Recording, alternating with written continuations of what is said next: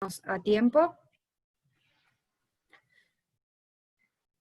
Doctor, yo voy a decir unas palabritas y después Claudio y después Josefina va a presentarlo a usted.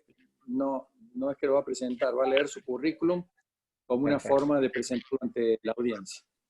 Muy bien.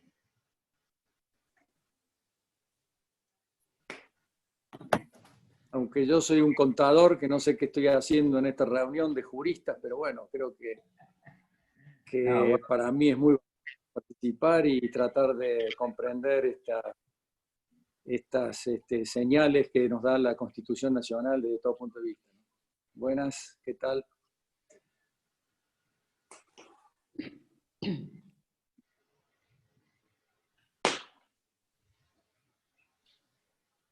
Cuando vos digas, Josefina, ¿querés que esperemos unos minutos más?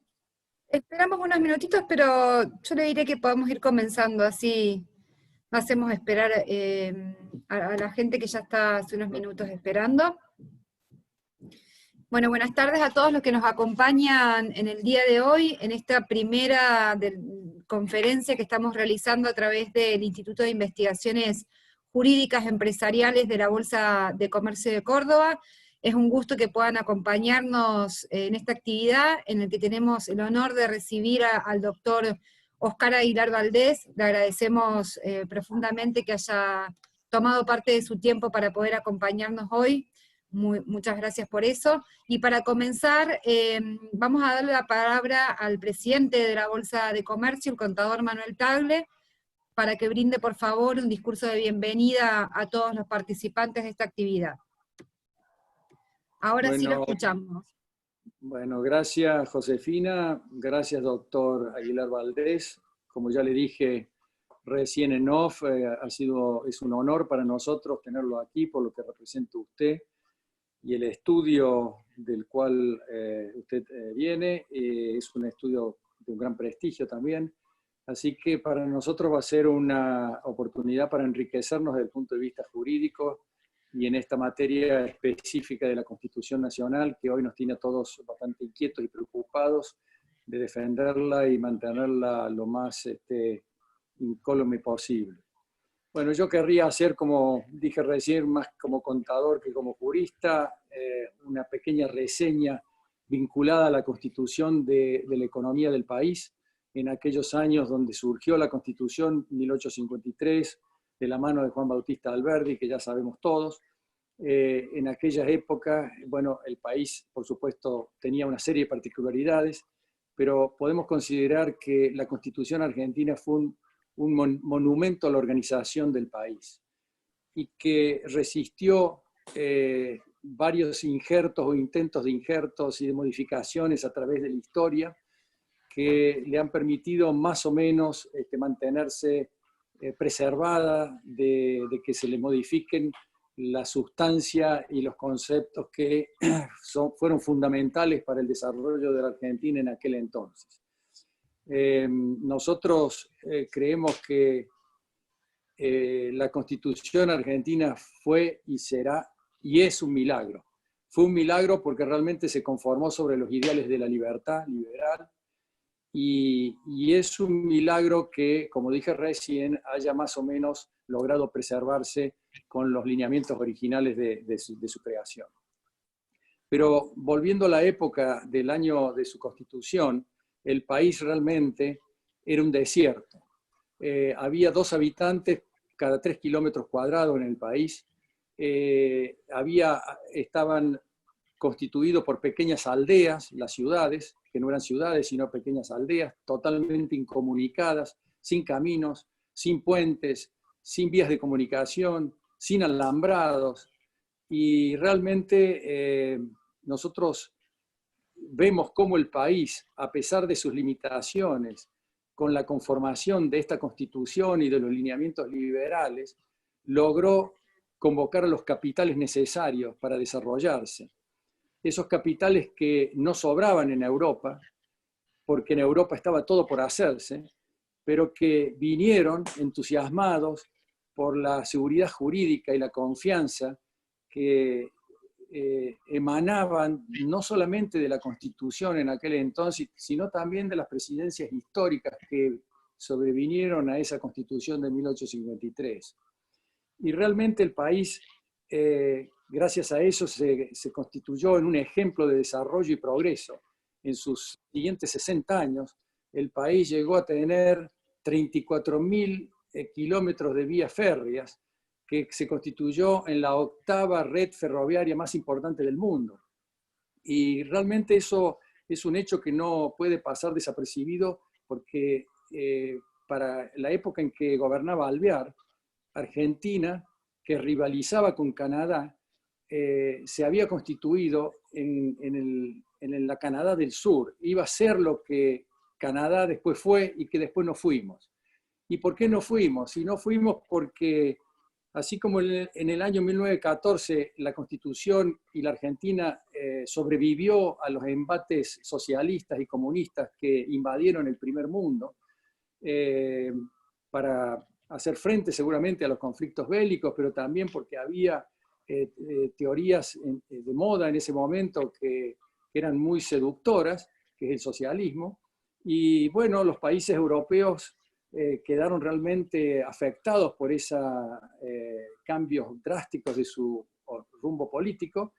En cambio, Argentina sobrevivió y llegamos al año 1945, en donde los países europeos abandonan el socialismo y el comunismo y retoman sus ideales liberales de la constitución de sus países y renacen de esas dificultades enormes que le había provocado las confrontaciones de la guerra y comienzan a desarrollarse de una manera asombrosa, mientras que Argentina, lamentablemente, en ese mismo año, decide abandonar el liberalismo de la Constitución y se constituye en un país dedicado a las intervenciones del Estado, al dirigismo económico, a la demagogia, y realmente la historia ya la conocemos y sabemos que después fue muy difícil revertir este proceso para Argentina, y es sin lugar a dudas el hecho de haber abandonado los ideales liberales de la Constitución fue y es la causa determinante del fracaso y del estancamiento del país, de la Argentina, que a todos nos preocupa, porque no solamente vemos cómo hemos desperdiciado un potencial enorme, sino que también la sociedad ha sufrido el estancamiento en el desarrollo y en el bienestar de su población. Así que en este momento en que estamos realmente preocupados por los atropellos del Poder Ejecutivo hacia el resto de los poderes del Estado, en este caso el judicial, con algún intento de expropiación concreta de una empresa importante en el país, como es el caso de Vicentín, como decíamos recién también, esta decisión de la TAM de irse. Bueno, son todos síntomas que nos están preocupando a todos, y por eso nosotros los empresarios también hemos tomado la decisión de pedirle a los gobernantes que tomen en serio esta situación, que pongan a sus diputados a frenar estos desatinos que están cometiéndose en el país y que son muy peligrosos para el futuro de la nación. Así que con esto quería simplemente hacer esta reseña y pasarle la palabra a nuestro querido Claudio Viale, a quien le agradezco mucho también haber ayudado a que hoy lo tengamos al doctor Oscar Aguilar Valdés. Y me gustaría, Claudio, que nos dirijas unas palabritas antes del doctor Valdés. Muchas gracias a todos por estar presentes. Bueno, primero agradecerte a vos, Manuel, y a la Bolsa en nombre tuyo, esta oportunidad de poder expresarnos para generar una mayor reflexión en estas cosas tan importantes que son las instituciones de la República. Segundo, agradecerle a Oscar, porque es un colega muy ocupado profesionalmente, no solamente en Argentina, sino en Latinoamérica, que nos dispense una tarde o un rato de su tarde para poder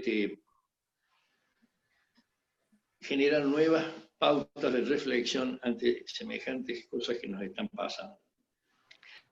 Y para ser breve y aprovecharlo, Oscar, solamente de decir que este ciclo de conferencias tiene la idea de reflexionar sobre la legalidad y la legitimidad del orden normativo sanitario, como creo que lo llama Oscar en algún artículo de él, y además la vigencia de las categorías de soberanía, Estado, mercado y democracia, que son algunas cuestiones que los juristas o los abogados a veces no los tenemos internalizados y generamos algunas reflexiones por fuera de la realidad que marcan estas categorías. En cuanto a la legalidad y la legitimidad, algo decía Manuel recién, nosotros tenemos que muchas veces se superponen y son dos instituciones o dos instrumentos que tienen que funcionar en dos planos diferentes, pero de manera continua, no una sobre la otra, ni una esperando a la otra.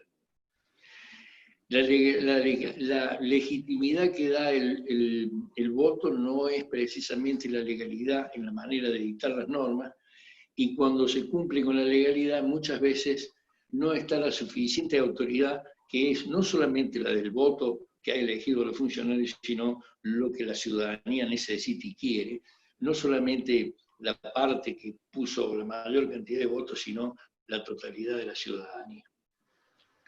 Esto generalmente, cuando no funciona la legalidad y la legitimidad en consumo, tenemos dos problemas. O uno que se bifurca, la precariedad en las instituciones y una necesidad de poner en práctica una política o una herramienta política muy nefasta que es el estado de excepción. Nosotros en Argentina, Manuel y Oscar y todos los que están, sabrán que desde hace 70 años primero perdimos los derechos políticos con el estado de sitio, hace 30 años que la propiedad privada está muy vapuleada por la emergencia económica, y ahora entramos en una emergencia sanitaria que espero que no nos deje sin el derecho a la vida, porque realmente es preocupante. No quiero ser holocáustico, pero en realidad, si uno hace un recuento cronológico, ve que en la Argentina el estado de excepción ha sido la regla y no la excepción como debería ser. En cuanto a la soberanía, que quiere decir nada más y nada menos que lo que está por sobre todo, en realidad es una categoría política y jurídica que no se compadece con la realidad, y menos, o mejor dicho, con la realidad que tiene que ver con los derechos humanos. El derecho internacional de los derechos humanos ha puesto la dignidad antes que cualquier organismo social, político o económico. Y esto es lo que la soberanía no tiene en cuenta, porque hay que recordar que la soberanía fue el fundamento del absolutismo, y con una metáfora política quizá adjudicada a Rousseau, ese fundamento del absolutismo pasó a aquella frase que nos sintetiza todo el proceso del absolutismo al Estado de Derecho, que fue la voluntad, la soberanía es la voluntad del pueblo. Y en realidad este enorme poder siempre quedó en los estamentos burocráticos de la política y de la propia administración. Por otra parte, me da la impresión de que la vigencia de este sobrepoder, que es la soberanía, no ha sido capaz de ser un valladar para la pandemia, que borró con todas las fronteras políticas, geográficas e institucionales y arrasó definitivamente, y nos tiene arrasados hasta este momento. Así que utilizar la palabra soberanía es utilizar una palabra que, como bien dijo Maritain, es el sinónimo del autoritarismo. Y cuando uno habla de soberanía política, está hablando de que desconoce la soberanía del pueblo. Cuando uno habla de soberanía económica es porque está desconociendo la soberanía económica. Y cuando uno habla de soberanía sanitaria es porque en definitiva está arrasando con el ejercicio de este derecho que es la salud y la vida. En cuanto al Estado, breve, porque ya lo sabemos todos, no es ni un objeto, por supuesto, entonces no se puede, no es apropiable, ni es un sujeto, no hay personalización. Es un instrumento al servicio de la sociedad. Y esto significa que el Estado no puede sustituir a la sociedad.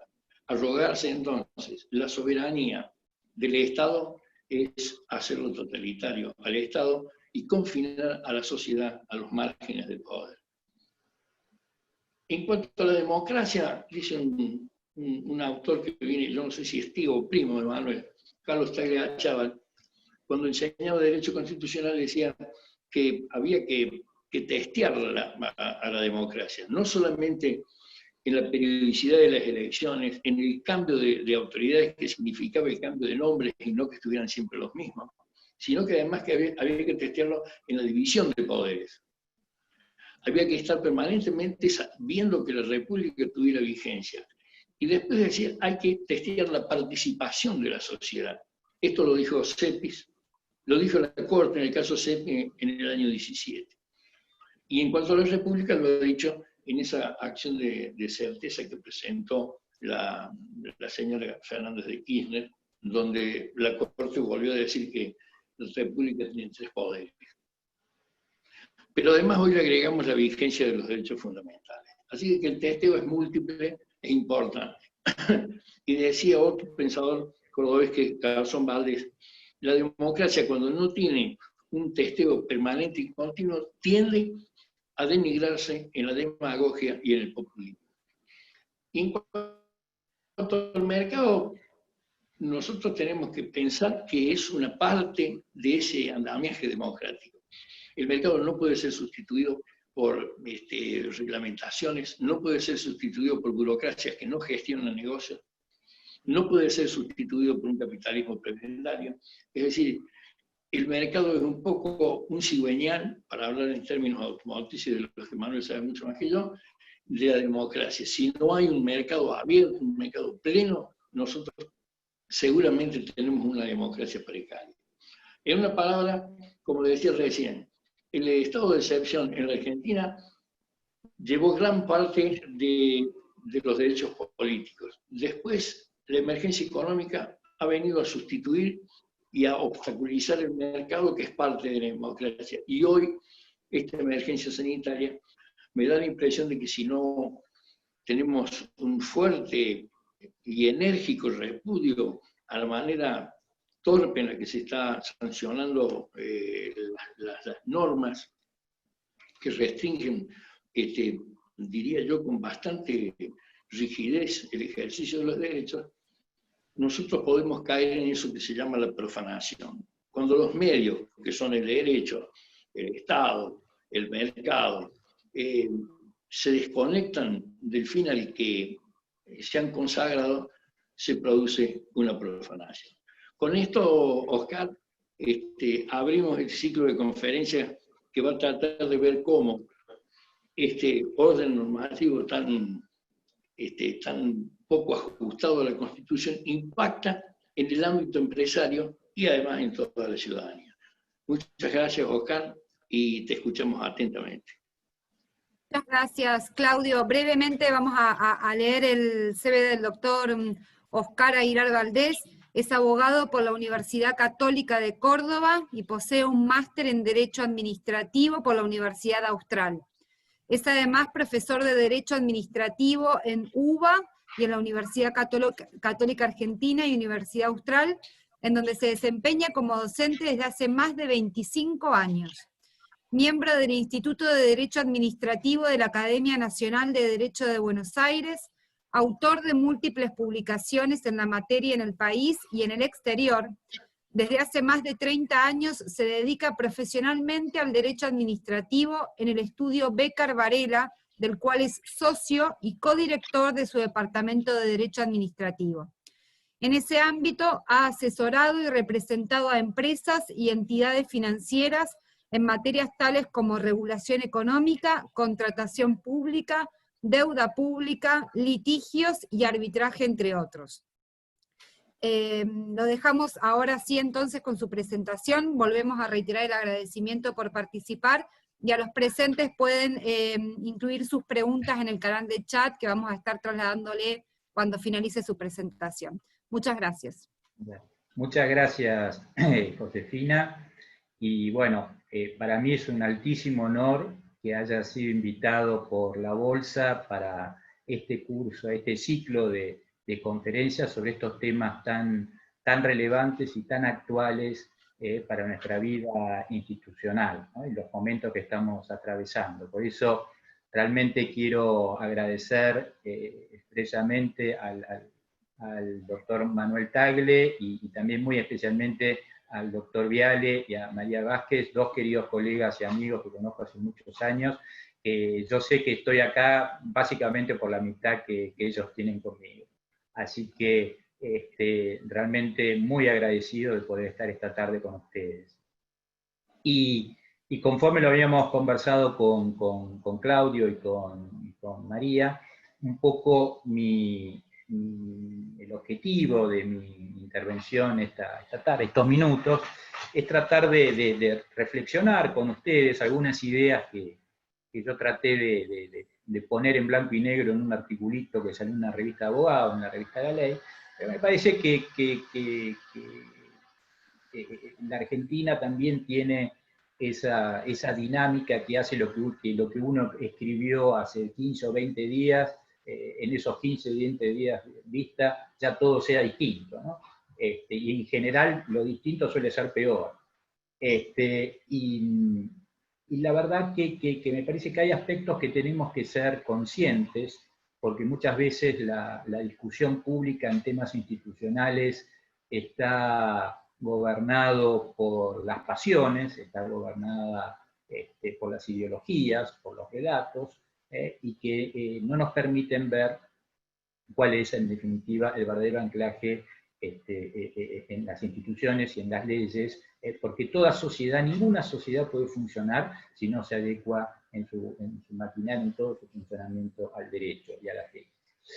Por eso, uno de los, digamos, dilemas que desde que comenzó la pandemia y la emergencia sanitaria se ha hablado, ¿cierto? Es ese falso dilema entre la salud pública contra la economía, es decir, ¿cuál prima? ¿No? Como si fuera blanco-negro, ¿no? Como un principio de derrotabilidad, hay que derrotar a uno para que el otro pueda regir. Bueno, ese dilema, que es un dilema falso, claramente es un dilema falso, pero también nos pone en contacto con otro dilema que durante bastante tiempo estuvo oculto y tapado por este anterior de salud pública con economía, pero me parece que es el verdadero dilema, falso, pero el verdadero dilema que hoy estamos atravesando, y es salud pública versus Estado de Derecho. En definitiva, la preocupación y lo que en estos días estamos transitando es hasta qué punto este estado de emergencia sanitaria, como lo ha llamado el gobierno, no se está llevando adelante esta lucha contra ese enemigo invisible, como se llama, a expensas de nuestro Estado de Derecho.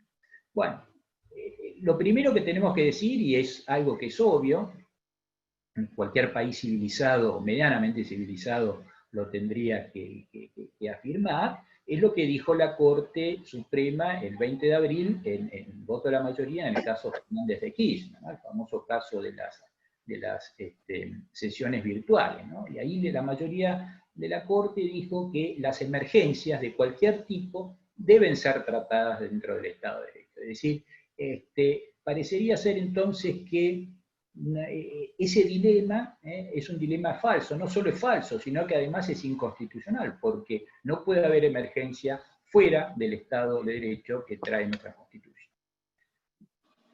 Pero si uno hace retrospectiva, y Claudio bien lo dijo con esa precisión que siempre lo caracteriza, y ese sentido común que siempre lo caracteriza, hace 30 años que nuestro país vive en algún grado de emergencia, sobre todo económica, aunque no exclusivamente económica. Pero hemos vivido el siglo XX entre emergencias políticas y económicas. Y a partir de eso, bueno, el derecho público, la jurisprudencia de Corte ha ido elaborando toda una serie de lineamientos acerca de cómo hay que medir, cómo tienen que ser analizadas esas emergencias a la luz de nuestra norma fundamental.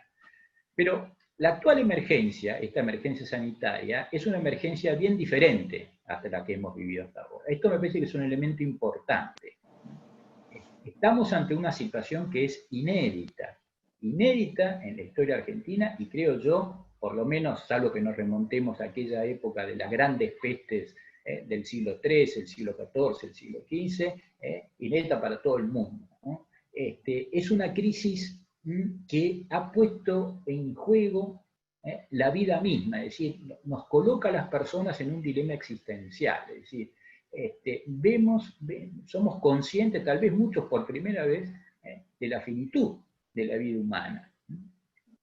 Y eso realmente es un elemento que cuando hablamos de derecho, y cuando hablamos de derecho hablamos de personas, siempre lo tenemos que tener en cuenta. Y esto no era algo que estaba presente en todas necesariamente presente en todas las otras emergencias y situaciones excepcionales que hemos vivido.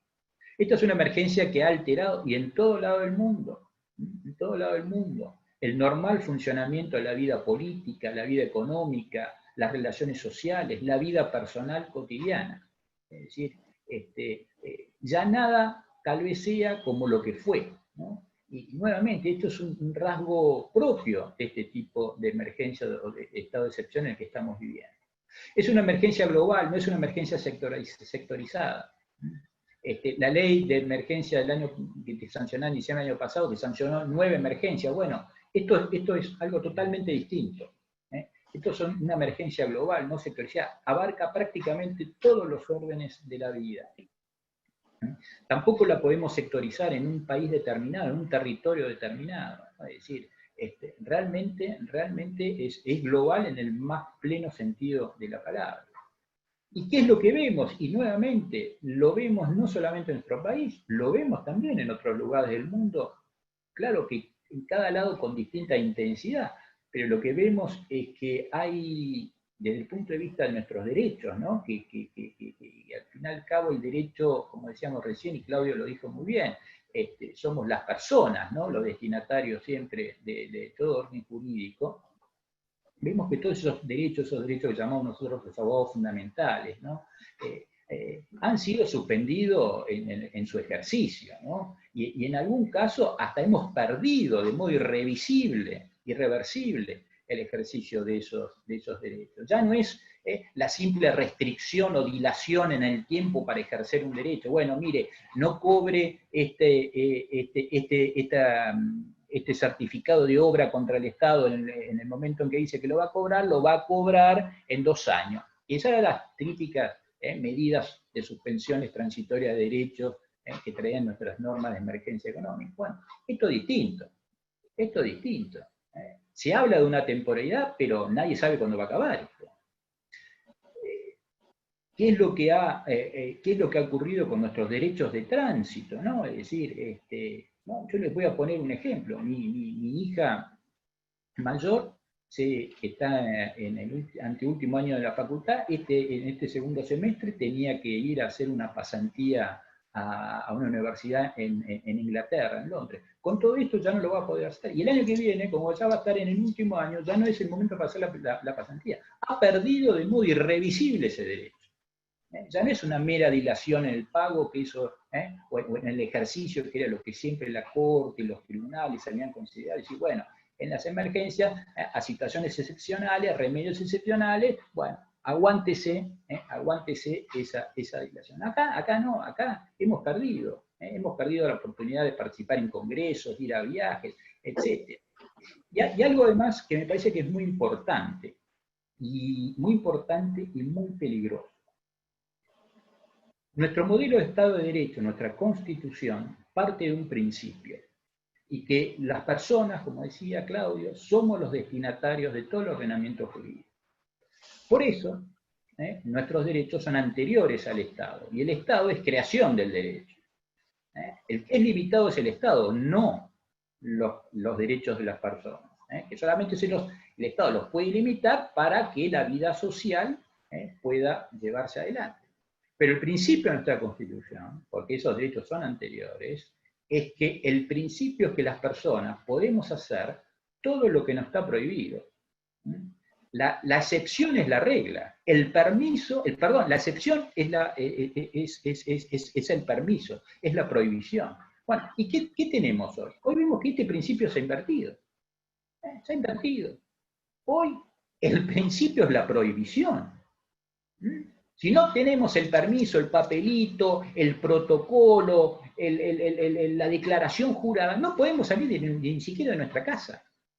Entonces, y esto es algo muy importante que lo tengamos presente, porque sin duda es tal vez la frontera máxima de lo que alguien puede admitir en un estado de excepción como el que nosotros estamos viviendo. Es decir, que se invierta el principio de libertad. ¿Para qué? Y para ser solamente sujetos de autorizaciones y permisos por parte del Estado. Entonces, la pregunta es, esta emergencia sanitaria, ¿no?, que tiene estas características que ustedes podrán inclusive agregar muchos más elementos a los que yo he intentado caracterizarla rápidamente. ¿Es constitucional? ¿Tiene suficiente cobertura en nuestro modelo de Estado de Derecho? La verdad yo creo que no. Yo creo que no. En primer lugar porque, como decíamos recién, ¿no?, la doctrina de la emergencia es una doctrina que solo admite restricciones temporales y limitadas en el ejercicio de los derechos. Lo que no puede hacer, lo he dicho desde siempre en la Corte del año 22, es, socolor de la emergencia, suspender el ejercicio de los derechos. O directamente expropiar esos derechos o directamente aniquilar esos derechos. Allí ya dejamos de lado ese poder de reglamentación, ese poder de policía, y pasamos a una técnica totalmente distinta que nada tiene que ver con este poder de regulación. Y bueno, acabamos de ver que la mayor parte de nuestros derechos, y sería absurdo empezar a hacer un análisis de todas las reglamentaciones y restricciones que hay, ¿no?, desde las aplicaciones con geolocalización, hasta las suspensiones para el cobro de alquileres, bueno, todo lo que ustedes saben. Eso excede, ¿no?, claramente lo que ha sido tradicionalmente admitido. ¿Y de dónde depende todo esto? Es que el Congreso le dio al Poder Ejecutivo y dijo, bueno, mire, en este estado de guerra contra este enemigo invisible, ¿usted va a poder hacer todo esto? No, señores y señoras, no fue así. Todo se sustenta en una serie de decretos de necesidad de urgencia. Del 260, 297, de ahí para adelante, una playa de decretos de necesidad de urgencia, y después de toda una serie también de una panoplia enorme de reglamento de segundo, tercero, cuarto o quinto orden jurídico. Ese es nuestro ordenamiento jurídico en el día de hoy.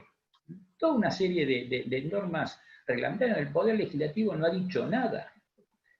Con la peculiaridad, además, que esta emergencia ha sido ampliada por un decreto de necesidad de urgencia, el 260. O sea, es una lógica en la cual se declara la emergencia, porque esa ampliación de la emergencia sanitaria declarada en diciembre es realmente declarar una emergencia, y además me autohabilito como Poder Ejecutivo a realizar toda una serie de cosas, adoptar toda una serie de medidas.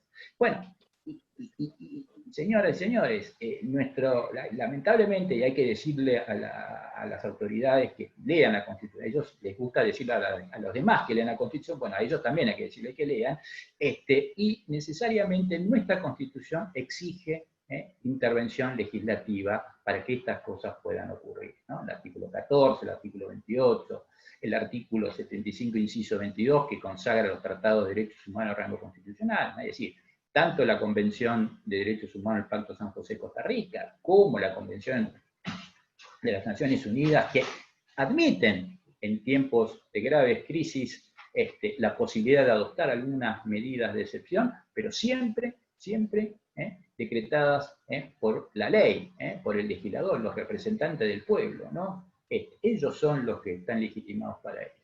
Y como hace poco también lo dijo un querido colega, exalumno y cordobés, Buteler, ¿no? Y que en realidad en nuestra Constitución del año 94 para acá, porque antes la emergencia no existía, la emergencia la Corte la fue incluyendo en una Constitución que no contemplaba la emergencia. Es más, la Constitución se hizo para poner punto final a las emergencias, se sancionó con emergencia para poner punto final a las emergencias, pero bueno, la Corte lo fue relajando y leyendo donde no decía lo que decía, bueno, llegamos a tener un derecho de emergencia.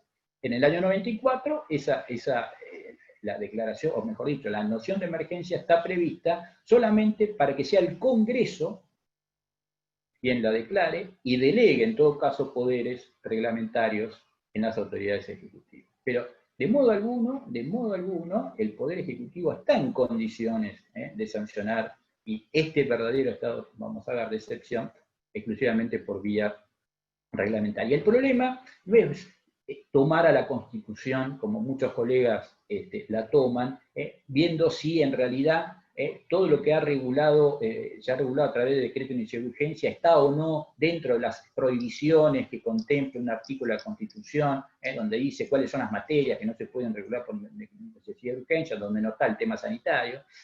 Entonces, no, entonces como no está, se puede. No, ese es un razonamiento equivocado, y ese es un razonamiento equivocado y peligroso. ¿Y por qué equivocado y peligroso? Nuevamente, porque la Constitución no es un menú de herramientas del Estado.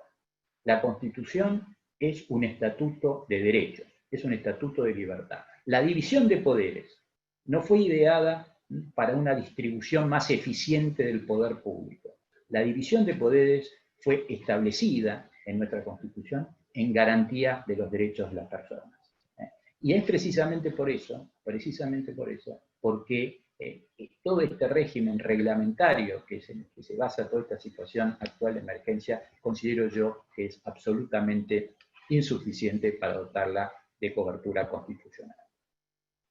Estamos ante un verdadero estado sanitario y administrativo de excepción, como lo recordó Claudio hace un rato, ¿no? Es un estado de excepción. ¿Por qué? Porque no tenemos cobertura constitucional. En nuestro sistema constitucional, los estados de excepción constitucionales son solo, amén de los políticos, la intervención federal y demás, son solo la emergencia introducida en el año 94 y el estado de sitio. Lo cierto es que no, lo que estamos viviendo es mucho más de la emergencia a la que hace referencia la Constitución, y no tenemos estado de sitio porque no tenemos un supuesto de conmoción interior, por lo menos por ahora, de conmoción interior. Sería gravísimo estar en estado de sitio porque el presidente podría trasladar de un lugar a otro a cualquier persona, y eso realmente estaríamos peor que hoy encima si estuviéramos con estado de sitio, habríamos acrecentado más el poder. Y la Constitución argentina, a diferencia de otros países como España, que contemplan distintos grados de estado de excepción, ¿no? El estado de sitio, suspensión de garantías constitucionales y estado de alarma, que es el que hoy está utilizándose, permite darle una mayor cobertura. Nosotros no tenemos. Entonces, estamos en un agujero negro, ¿no? Estamos en un verdadero agujero negro dentro de nuestra Constitución. Por eso, yo siempre recuerdo, tal vez a uno de los pensadores juristas y pensadores políticos, yo creo, más inteligentes que yo por lo menos he leído, pero tan inteligente como cuestionable. Y ese señor se llamaba Carl Schmitt, que en el año 1933 se afilió al Partido Nacional Socialista Obrero Alemán. Y Carl Schmitt es el teórico del estado de excepción. Y retomo con esto algo que bien señaló Claudio, ¿no? Él decía, soberano es quien decide en el estado de excepción. El soberano, la idea de la soberanía, es decir, el poder en su estado bruto, la pura fuerza, ¿no? Es decir, es el que decide en el estado de excepción. ¿Y qué es lo que ha ocurrido acá? Si hoy viniera acá me hubiera dicho, ¿vieron todo lo que me criticaron? Pero yo tenía razón. Hoy hay alguien que está decidiendo en el estado de excepción, y ese soberano es el que juzga sobre su propia competencia, el que decide suspender la Constitución alegando que lo es en defensa de la misma Constitución, en defensa de los mismos derechos que ella garantiza. Y esto es distinto a lo que era la dictadura romana, ¿no? Porque en la dictadura romana era el Senado el que designaba a un tercero para que ejerciera la dictadura durante un tiempo, durante 6 meses. Es algo totalmente distinto. Esto es que la propia autoridad ejecutiva constituida es la que unilateralmente ha juzgado sobre la situación de excepción, ha suspendido el ordenamiento jurídico, lo acabamos de ver con todo lo que les he señalado, y ha juzgado sobre su propia competencia. ¿Y qué pasa con los otros dos poderes? Los otros dos poderes lo que han demostrado es y esto solamente para no ser tildado de de maleducado, deferentes, con toda esta situación que se ha creado. Es un Estado, además de excepción, es un Estado sanitario. ¿Por qué sanitario? Bueno, porque es la invocación de la salud pública, la base de todo este sistema. De todo este sistema, hasta en la expropiación, hasta en la intervención y ocupación temporánea normal de Vicentina, el decreto, se invoca la situación de emergencia sanitaria, ¿no? Parecería ser entonces que la salud pública hoy es lo que es la base de todo nuestro sistema jurídico. Entonces, creo yo que hay por lo menos 3 peligros con esto, ¿no? Es decir, en primer lugar, ¿no? Todo se puede justificar bajo el argumento de la salud pública. La salud pública justifica todo.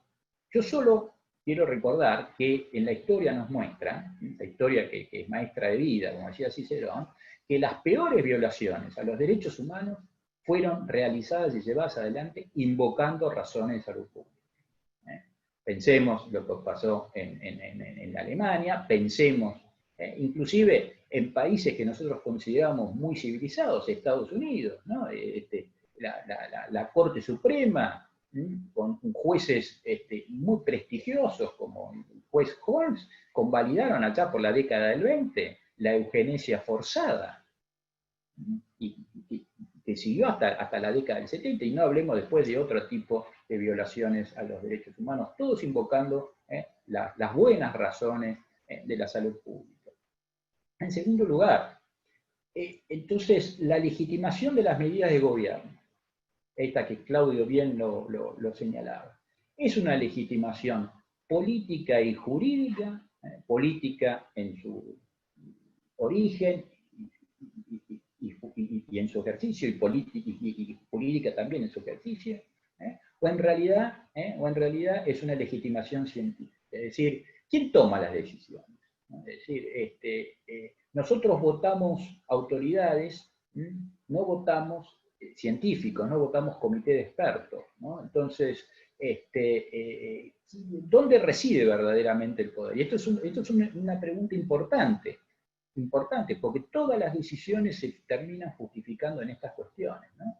Y hay verdaderas certezas científicas en la materia para poder llevar adelante todas estas medidas que estamos viendo. Bueno, estos son algunos de los interrogantes que se plantean.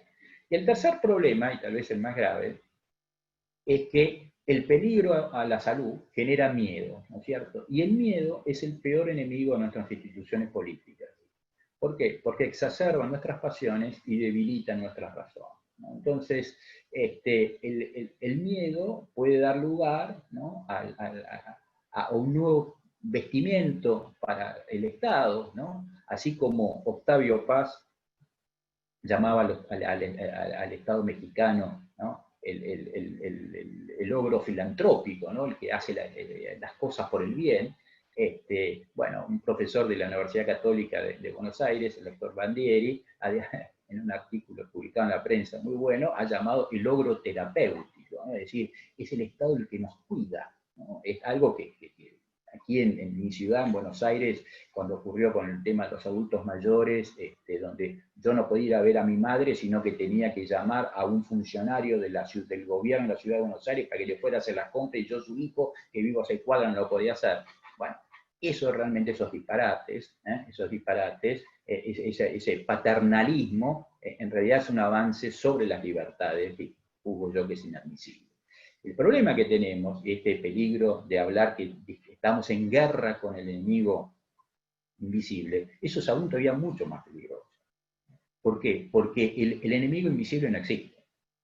El enemigo termina siendo siempre una persona, que es el que contagia, es el que traduce la enfermedad, etc. Y eso es muy peligroso, porque vamos a ir hacia una lógica, de amigo-enemigo. Nuevamente, Carl Schmitt.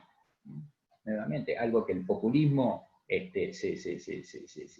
se basa y se sustenta es precisamente en esa dialéctica, ¿no? de amigo y enemigo. Vamos a crear un derecho administrativo del enemigo, donde vamos a intentar utilizar el derecho administrativo, ya no para prevenir, sino para castigar, para sancionar.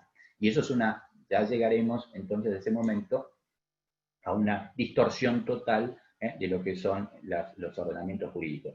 Y esto no es pura maquinación mía, esto ya ha ocurrido en la historia argentina, en la historia universal. En la Alemania nazi, el derecho administrativo, el derecho penal, terminó yendo hacia ese tipo de centros.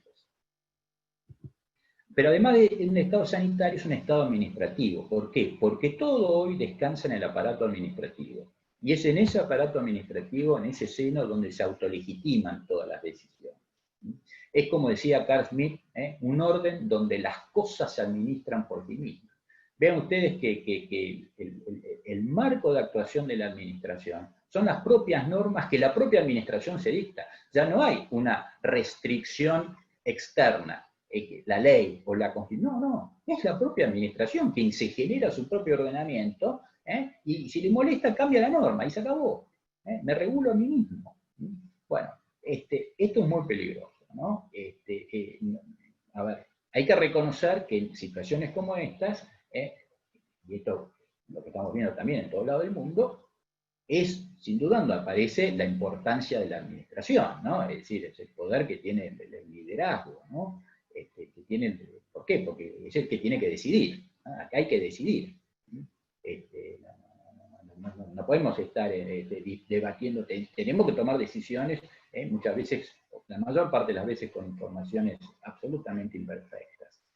Pero bueno, que eso sea así, que eso sea un dato de la realidad, no significa que eso le permita estar al margen del ordenamiento jurídico. Es un Estado administrativo además centralizado, ¿no? Si bien en términos de medidas de aislamiento y demás, en los últimos meses se ha venido flexibilizando, al final del día, no solo hemos invertido el artículo 19 de la Constitución, sino que hemos hecho tabula rasa de la garantía federal, del sistema federal de gobierno. Es decir, y cuidado una cosa, el federalismo no es un sistema, no puede ser visto como un sistema para que cada unidad pueda hacer lo que quiera con el menor control posible, pero con los fondos de todos los contribuyentes de la nación. El federalismo, la importancia que tiene, es que es un mecanismo de control del poder. Y cuando nosotros abjuramos del federalismo, abjuramos de controlar el poder, la concentración de poder. Entonces, hoy lo que tenemos es un Estado totalmente centralizado, donde parecería ser que los gobernadores, los intendentes, no actúan en ejercicio de competencias que son propias, competencias concurrentes, sino que actúan como meros delegados del gobierno de la nación, como actúan en Francia, como actúan en Chile, como actúan en España, son países unitarios. Pero ese no es nuestro sistema. Y ahí estas cosas están ocurriendo. Es un Estado además intervencionista, ¿no? Y eso ha sido bien señalado por Claudio y por el doctor Tagle también cuando comenzábamos, ¿no? Es decir, el Estado ha ingresado y ha afectado la generación y producción de riqueza. Se han generado cargas a los operadores económicos, a veces hasta por una simple resolución del Banco Central, se han creado, por ejemplo, para los operadores de pagos virtuales y demás, los han convertido casi en empresas de servicios públicos. Y que para eso, con Claudio, a todos los alumnos en la facultad le decimos, para que alguien pueda declarar una actividad servicio público es necesario que el Congreso a través de una ley declara a la empresa. No, bueno, acá una resolución del Banco Central y chao, se acabó. Bueno, estas son cosas graves, porque son todos temas que nuevamente nos muestran que estamos en un verdadero estado de excepción en términos smithianos. ¿Y cuál es el problema? Y nuevamente las palabras de Claudio han sido sumamente importantes en esto, ¿no? Estamos soslayando el principal principio de organización social, que es el principio de subsidiariedad. Es decir, que la comunidad mayor no realice aquello que pueda hacerlo la comunidad menor sin compromiso del bien común. La sociedad se organiza de abajo hacia arriba, no de arriba hacia abajo. El totalitarismo pretende organizar la sociedad de arriba hacia abajo. Bueno, ¿qué es lo que nosotros estamos viendo? Bueno, lo que estamos viendo es precisamente esto. Con el mito del Estado presente, lo que no se dice es que si todavía queda algún grado de actividad, y la gente todavía está sobreviviendo, es también por la actividad privada, que está haciendo lo imposible para seguir produciendo, para seguir manteniendo fuentes de trabajo, que en definitiva somos nosotros, la actividad privada, los que terminamos solventando al Estado, ¿no es cierto? Es decir, un Estado grande, como es el que quieren aparecer la mayor parte de los argentinos, necesita tener una sociedad civil aún más grande. ¿Y esto por qué? Bueno, porque lo decía ya Tocqueville, ¿no? Una sociedad civil robusta es el mejor reaseguro contra el despotismo. El Oakeshott, también, jurista y un filósofo inglés, decía, el déspota solo tolera la empresa si ésta no es competitiva, ¿no? Es decir, el déspota no necesariamente quiere estatizar totalmente los medios de producción. Quiere tener un capitalismo, pero no quiere que esos capitalistas tengan espaldas suficientes para oponerse a ellos. Ellos quieren ser controlados. No les gusta que venga una empresa tal vez de afuera, compre una empresa nacional, no por el argumento nacional, sino porque saben que al de afuera no lo pueden controlar. Entonces, esto me parece que es realmente sumamente importante y es algo que está colándose a través de este verdadero estado de excepción que nosotros estamos viviendo. Es decir, yo creo que estamos tal vez en un primer mojón hacia una administrativización de la vida económica y social que claramente está al margen de nuestra Constitución y de los tratados de derechos humanos de la que Argentina es parte, ¿no? Y finalmente, bueno, a mayor grado de excepcionalidad e intervención estatal, debe seguirse necesariamente un mayor grado en el ejercicio de los controles del poder, ¿no? Es decir, el control del poder depende del poder de los controles. No basta crear un órgano y decirle va a controlar el poder si no tiene poder en el ejercicio de esos controles. Y aquí me parece que hay dos reflexiones. La primera hacia el Congreso, ¿no? Tal vez toda esta queja y toda esta situación patética que desde el punto de vista institucional que acabo de reseñar, no sea responsabilidad exclusiva del Poder Ejecutivo. Es responsabilidad del Congreso. Es el Congreso el que debe tomar la intervención legislativa. Son ellos quienes tienen la competencia. Ellos no pueden limitarse a hacer una escribanía del Poder Ejecutivo o aprobar o rechazar los decretos de necesidad de urgencia. Son ellos los que tienen que tomar la intervención, son ellos los que tienen que sancionar una ley y fijar la cancha, fijar los medios a través de los cuales la administración va a poder hacer frente a toda esta situación de excepción.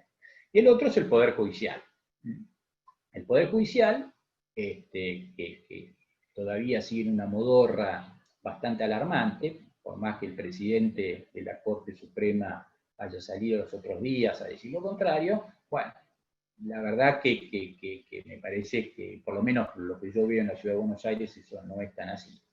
Está en una modorra importante, hay muchas restricciones para habilitar, por ejemplo, las ferias judiciales, y si alguien va con una cuestión patrimonial para pedir la habilitación de una empresa, la habilitación, no, cuestiones patrimoniales no. Como si las cuestiones patrimoniales, de las cuestiones patrimoniales no dependiera la subsistencia del Estado mismo, ¿no? Pero bueno, eso es grave, ¿no? Pero lo más grave es que cuando ha intervenido, el control sobre las medidas de emergencia ha sido muy, muy tenue, muy deferente, muy light, digamos. Es decir, solo los disparates se han dejado abajo, se han anulado, como era, por ejemplo, el caso de esta medida de la Ciudad de Buenos Aires que establecía esas restricciones espantosas sobre los adultos mayores. Pero o cuando largaron a todos los presos de las cárceles. Pero salvo esos grandes disparates, después no hay un control de los jueces atento sobre la razonabilidad o la proporcionalidad como se llama en derecho público, de este tipo de medidas. Es decir, porque son medidas muy aflictivas a los derechos. Es decir, los jueces tienen que controlar primero que la medida que adoptan se adecue al fin que se persigue, ¿no? Porque si no se adecua al fin que se persigue, obviamente esa medida es ilegítima. Pero después, lo que tienen que analizar es que la medida que se ha adoptado sea la que impone menor sacrificio de derechos de los particulares en relación con el resto de las medidas adecuadas que hay para hacer frente a la pandemia. En tercer lugar, que la medida no genere mayores perjuicios que beneficios al conjunto social, porque si la medida termina generando más costos que beneficios para toda la sociedad, entonces esa medida no había que adoptar. Bueno, los jueces solo se quedan en el primer análisis, es decir, si la medida se adecua al fin. Y si la medida se adecua al fin, que, insisto, salvo los grandes disparates, la mayor parte de las medidas se adecuan a tratar de satisfacer la solución de la salud pública, o la protección de la salud pública, pero entonces se legitima todo. Cuando el clamor que hoy existe, es la necesidad de restringir solo en aquella medida que sea imperiosamente necesaria los derechos de las personas. Todos los derechos valen. En la Constitución no tiene una jerarquía de derechos. Y jerarquizar derechos es muy peligroso, porque jerarquizar derechos me lleva a jerarquizar personas. Y nuevamente, la historia nos demuestra a dónde nos llevó, cuando algún sistema político se creyó en condiciones de jerarquizar a las personas. En fin, con esto voy a concluir. Es decir, la emergencia sanitaria creo que no tiene en este momento una adecuada cobertura constitucional. Lo que existe es un estado sanitario administrativo de excepción en términos smithianos. Es necesario que los poderes controlen al poder ejecutivo.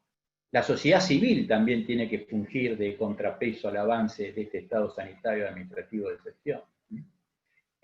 No hay que creer que hay dilema de conflictos entre derechos, ¿no? Lo que hay son conflictos entre pretensiones. El derecho se tiene o no se tiene, en el caso concreto. Jerarquizar derechos y jerarquizar personas.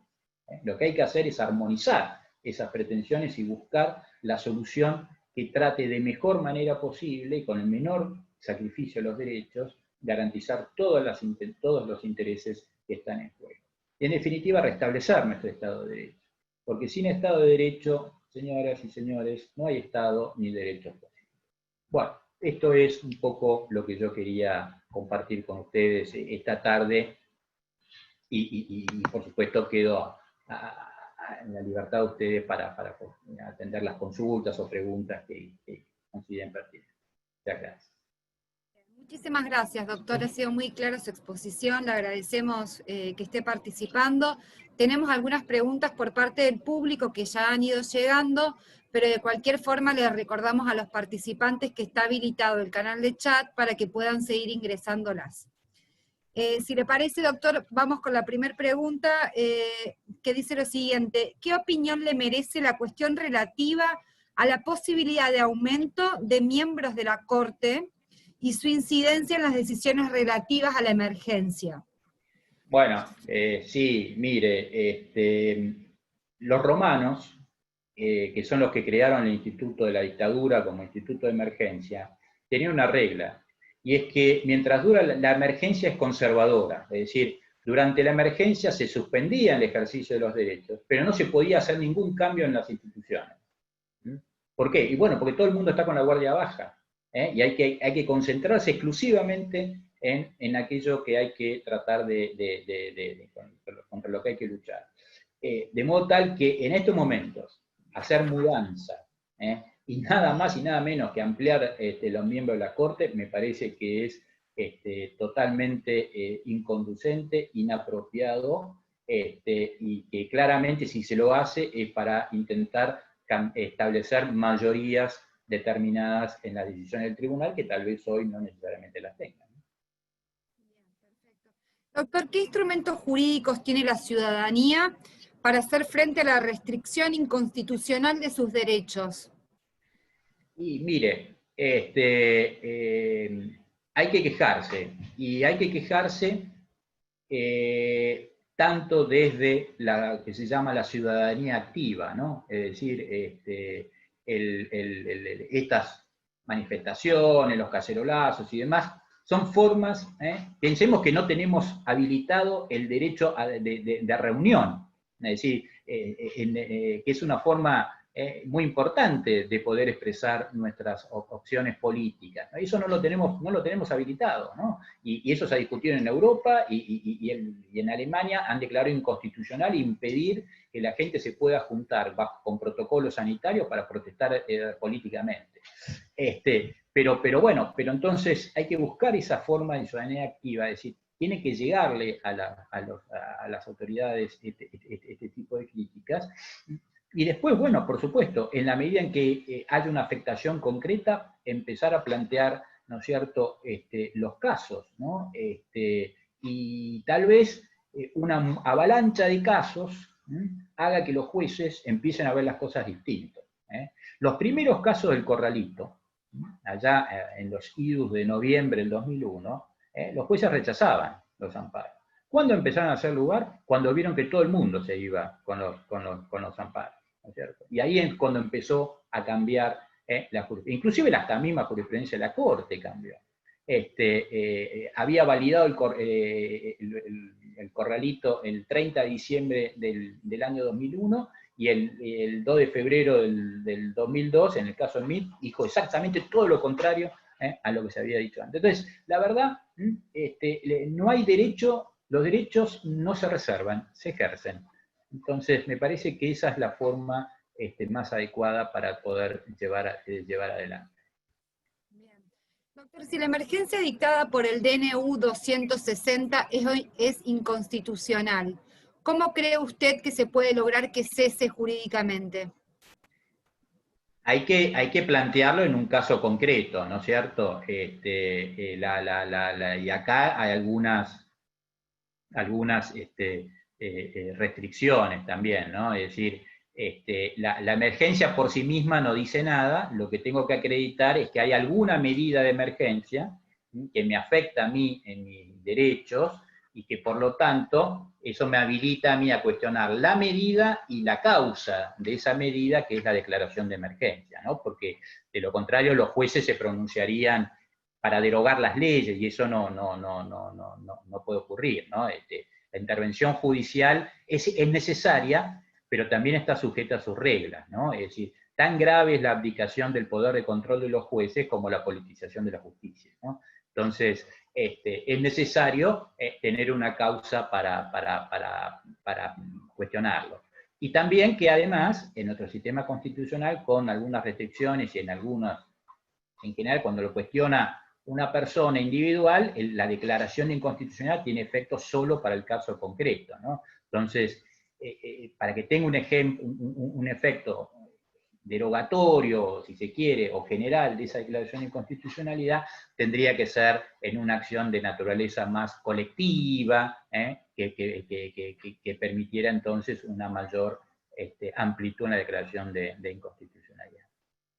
Bien. Doctor, la siguiente pregunta que nos llega tiene que ver un poco con algo que mencionamos al principio de la charla sobre la empresa Vicentín, y es ¿qué opinión le merece el intento de avance sobre la propiedad privada mediante esta expropiación de una empresa como Vicentín de capitales privados?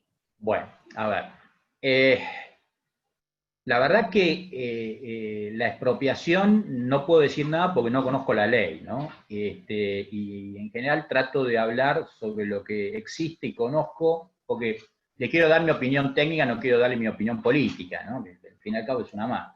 Y la verdad que sobre la ley de expropiación no puedo decir demasiado, nada más recordando que todo Estado, por el solo hecho de serlo, es soberano, y una de las facultades soberanas es la de expropiar por razones de utilidad pública. Y después se expropió mal, y bueno, ahí está el remedio del voto para castigar esas decisiones. Pero lo que sí puedo pronunciarme es sobre la intervención y la ocupación temporánea, ¿no es cierto? Que hoy precisamente hubo un pronunciamiento del juez del concurso, que no lo leí, lo leí de cruzado, la verdad que no hice tiempo de leerlo completo, Pero lo que sí yo puedo decir es que ahí eso es una ensalada, ¿no? Es decir, la intervención, ningún poder político del Estado, ni el Congreso, ni el Poder Ejecutivo, tienen facultades para intervenir los órganos de dirección de una empresa privada. Porque con ese mismo criterio, el día de mañana, a través de un DNU o a través de una ley, me meten en mi casa un quinto comensal en mi mesa. Y eso no puede ser así. Ese es precisamente el ámbito de protección que tenemos las personas, tanto las personas humanas como las personas jurídicas.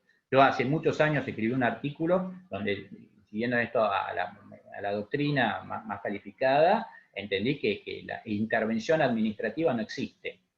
La única intervención posible es la intervención a través de una medida judicial.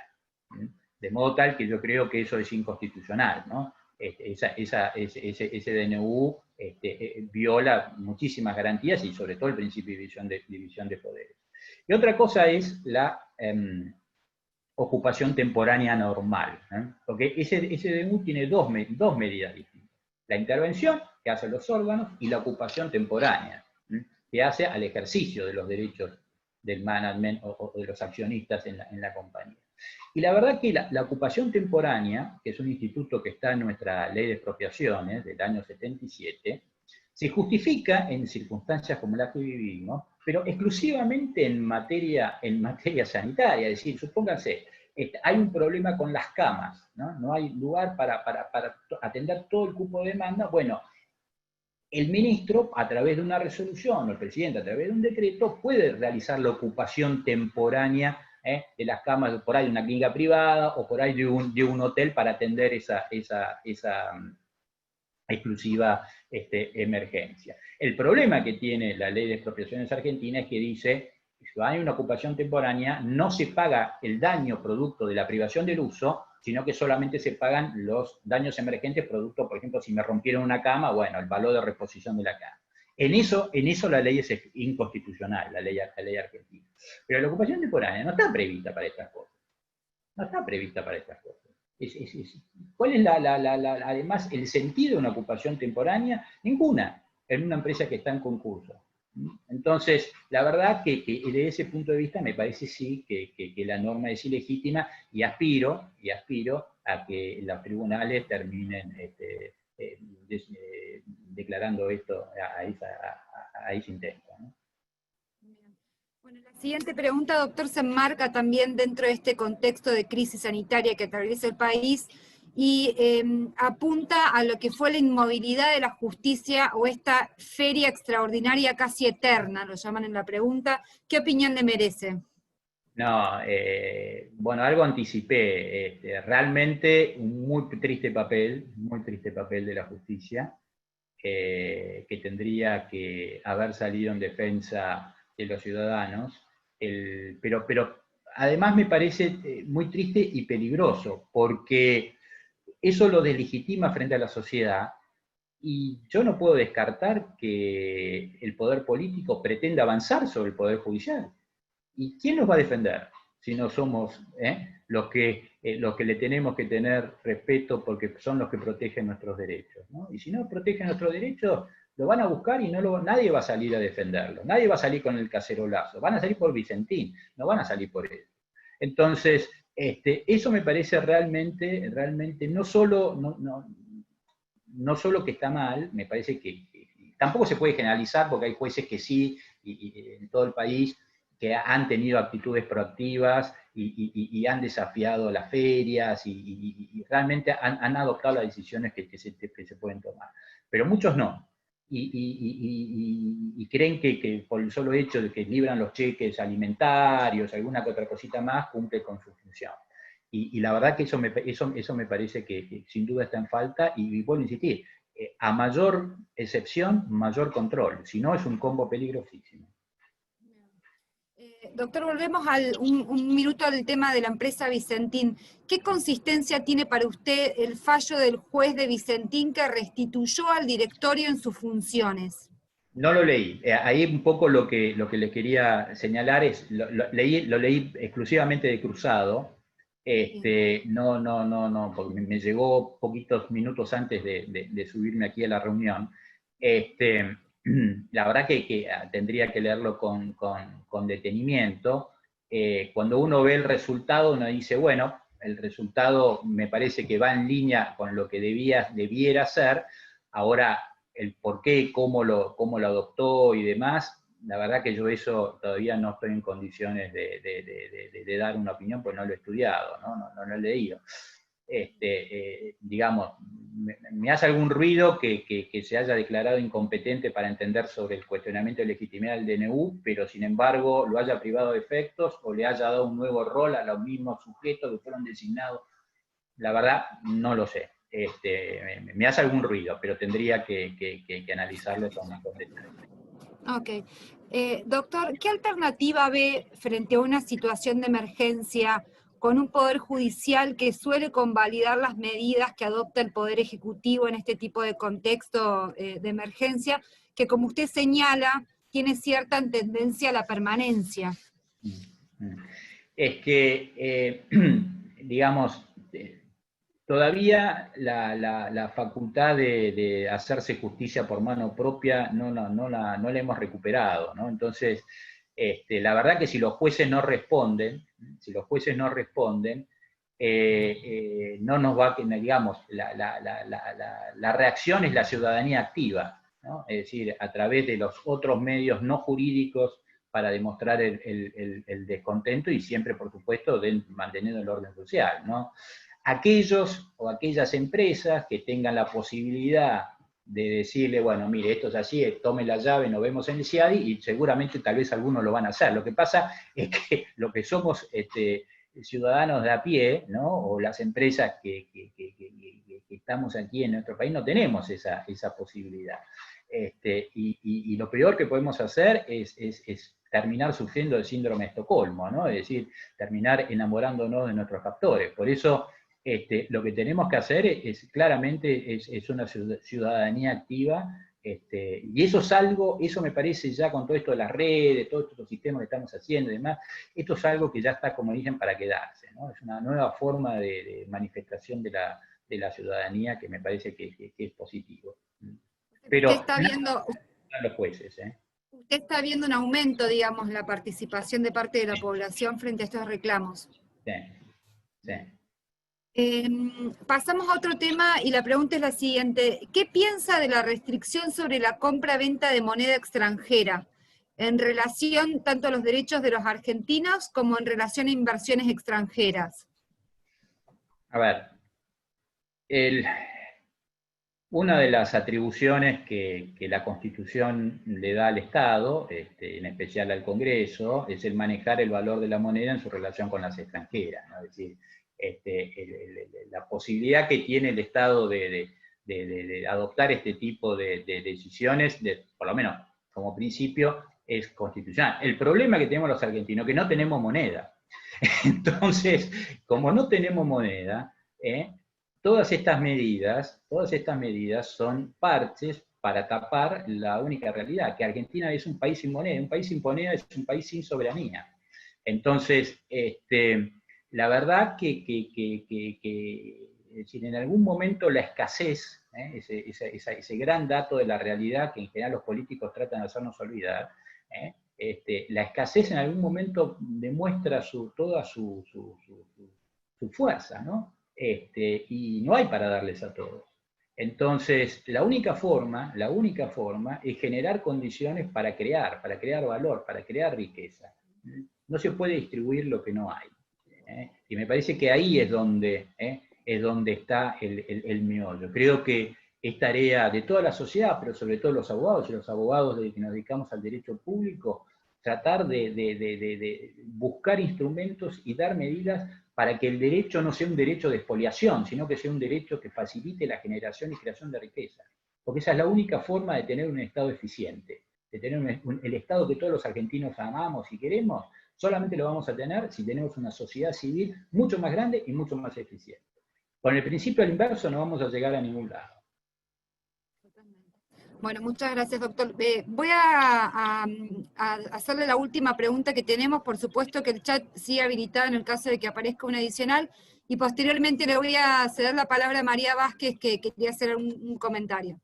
La última pregunta entonces, doctores, ¿qué opinión le merece el uso de la potestad reglamentaria por parte del presidente durante esta situación de emergencia sanitaria? Un poco lo mencionó usted en su... Sí, y sí, realmente considero que es un ejercicio de potestad reglamentaria que está fuera del marco constitucional, ¿no? Fuera del marco constitucional. Y que vuelvo a insistir, si hubiera enviado una ley de emergencia racional, hubiera salvado el problema. Hubiera salvado el problema. Donde se le delegaban a su vez potestades, hubieran salvado el problema. Eso si lo hubiera hecho el 25 de marzo. Ahora, a fines de junio, y ya la cosa es más difícil. Entonces, todo lo que parece que vamos a seguir viviendo en este estado de excepción schmittiano, parece la Alemania del artículo 48 de la Constitución de Weimar, que todos sabemos a dónde terminó, esperemos que esto no va a terminar igual, pero la verdad es un desquicio constitucional, por lo menos desde mi humilde punto de vista. Doctor, un segundito, María, ya te habilito, pero acaba de entrar otra pregunta y me parece interesante. Dice, ante la imposibilidad de adquirir moneda extranjera, ante el pago de obligaciones contractuales en dólares, ¿cómo evalúa la posibilidad de aplicar la doctrina del esfuerzo compartido? A ver, hay que ver cada caso, ¿no? La doctrina del esfuerzo compartido se aplicó en la crisis anterior, la del 2002, porque había una norma, que si no me equivoco era en el artículo 11 de la ley de emergencia, que específicamente contemplaba la doctrina del sacrificio compartido. Hoy esa norma no existe. Hay en las relaciones entre particulares, que no son mi especialidad, pero en las relaciones entre particulares el Código Civil tiene a su vez toda una serie de institutos que tal vez podrían ser utilizados para paliar esas soluciones. Y hay que tener en cuenta que nuestro Código Civil y Comercial tiene una perspectiva que se llama neoconstitucionalista, ¿no? ¿Y qué significa eso? Bueno, significa que el juez es una especie de Hércules, ¿no? Es decir, es el juez el que a través de la argumentación, a través de la interpretación y la aplicación de principios jurídicos, elabora para el caso la solución que considera que es la más conveniente. Bueno, eso que desde el punto de vista teórico nos parece a todo fantástico, desde el punto de vista de la realidad puede ser bastante peligroso, ¿no? Porque al final uno termina siendo, ¿quién tiene el racionómetro del juez, ¿no? ¿Quién dice este juez es racional y cuál dice que no lo es? Pero bueno, pero lo que sí veo es que es posible que a través de esa aplicación de esos principios generales, que habilitan los primeros artículos del Código Civil, los jueces puedan construir en casos algunas soluciones, para esta clase de problemas. Pero no dejo de señalar que es un tema sumamente opinable y discutible, ¿no? Porque además Argentina siempre tuvo, por lo menos, yo tengo 55 años y en 55 años de existencia la moneda argentina perdió 13 ceros. 13 ceros. Desde que yo tengo memoria, ya 75 más o menos, el dólar siempre escaseó, ¿no es cierto? Siempre tuvimos escasez de dólares. Entonces, la verdad que lamentablemente Argentina tenemos esos problemas que son recurrentes. Y eso no ocurre en todo lado del mundo, ¿eh? No ocurre en todo lado del mundo. Nosotros volvemos a caer en los mismos problemas que hemos pasado ya por situaciones anteriores. Doctor, le habilito entonces a María Vázquez el micrófono para hacer un comentario y luego vamos a dar la palabra a Manuel Tagle para que haga un cierre. Entonces ya estamos en horario, no queremos demorarlo. Así que María, te escuchamos ahora, por favor. Bueno, ahora sí. Gracias Josefina. Bueno, en primer lugar agradecerte a Oscar, es un lujo que nos permite hoy toda esta situación complicada, pero es muy bueno poder tener un jurista de tu talla, un Messi del derecho público, como te dije en un mail, tenerte aquí en Córdoba. Y en realidad solamente quisiera como que nos dieras una reflexión respecto de estas ideas, de cosas que fui recogiendo de tu conversación. Vos citaste a Holmes, que es un juez muy relevante, pero que es como un emblema de lo que es el realismo norteamericano, que tiene que ver con esa corriente de pensamiento que dice, bueno, el derecho es lo que los jueces dicen que es, ¿bien? Después, entonces, como que ahí nos preguntamos, bueno, ¿dónde realmente reside el poder público, el maravilloso uso de los tiempos por parte de los tribunales? Lo que vos señalaste de lo que es el control de constitucionalidad, que es caso a caso, bien, por el artículo 116 y 117 de la Constitución Nacional. Vos trajiste el caso CFK en relación al tema de las sesiones virtuales del Congreso, pero me parece que ahí es como que viene bien reflexionar respecto del voto concurrente de Rosati y el obiter dictum, que tiene que ver con las consideraciones colaborativas que hace Rosati, que me encantaría que tuvieran esas consideraciones colaborativas en otros temas. Y entonces, bien, tenemos también un activismo judicial relevante, el neoconstitucionalismo, que tiene una impronta muy fuerte, que sabemos que están en esos pasillos de Talcahuano. Entonces, bueno, luego hablaste de algún agujero negro, y digo, si ese agujero negro no está en el Poder Judicial. Vos algo dijiste, como la importancia de la ciudadanía, de que nos manifestáramos, pero luego si ves alguna alternativa de cara a lo que es la división de poderes, en esta situación bien compleja que vivimos hoy, en lo que es una república y a un país que ha vivido una emergencia en las últimas décadas, ¿no? A ver qué reflexión puedes hacer sobre eso. Sí, Gracias. mirá, y un poco esto último, María, que vos decís es un poco la clave, ¿no? Es decir, ¿qué habría pasado en la Argentina? ¿Qué habría pasado en la Argentina si desde 1922 el primer tribunal hubiera dicho no hacemos lugar a la teoría de la emergencia? Los problemas hay que solucionarlos con lo que tenemos. ¿Dónde estaríamos hoy? Es contrafáctico. Pero el problema y el voto obiter dicto de Rosati en ese sentido a mí me genera algún tipo de quisquilleo. El problema es que hemos intentado hacerle decir a la Constitución lo que ésta no decía. Y ante la necesidad hemos querido vestir al santo, ¿no? Entonces, bueno, hoy nos está pasando la factura. Hoy estamos pagando la factura. Entonces, en algún momento hay que decir, no, esto no tiene cobertura en la Constitución. Eso que dice el voto del doctor Rosati, al final, que toda la Constitución tiene la respuesta, es para todas las preguntas, no es así.